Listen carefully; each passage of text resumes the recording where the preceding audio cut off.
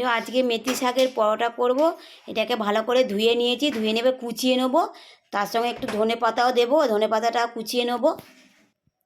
এই যে মেথি শাক আর ধনে পাতা একদম কুচি করে কেটে নিয়েছি। এবার এটা ময়দার সঙ্গে মাখবো। এই যে মেথি শাকের পরোটা করবো, এই যে ময়দা নিয়ে নিয়েছি, আর এই যে শাকগুলো দিয়ে দিলাম, মেথি পাতাগুলো দিয়ে এবার নুন দিয়ে দেবো,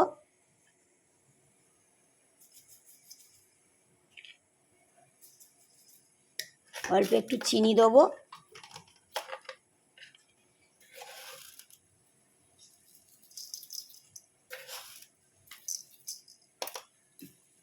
সাদা তেল দিয়ে দেবো,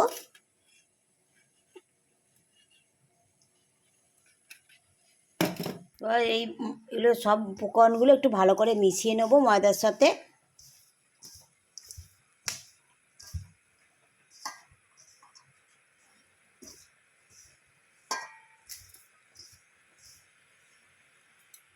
উপকরণগুলো এই যে মেশানো হয়ে গেছে।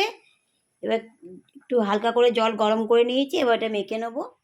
এই যে মেথি শাক দিয়ে ময়দাটা মাখা হয়ে গেছে, এবার খানিকক্ষণ রেখে দেবো, তারপরে বানাবো। মাখার ডো থেকে নেচি কেটে নিয়েছি, নিয়ে বেলে নিয়েছি, বেলে নিয়ে যে ভেজে নিচ্ছি।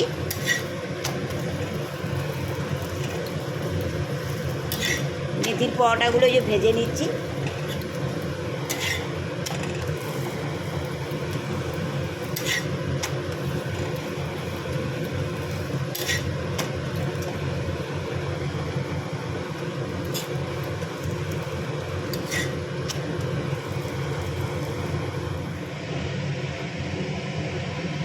তো আলু ভাজা সস দিয়ে দিলাম, যে আবার একটা বেলে নিয়েছি, নিয়ে যে সেঁকে নিলাম,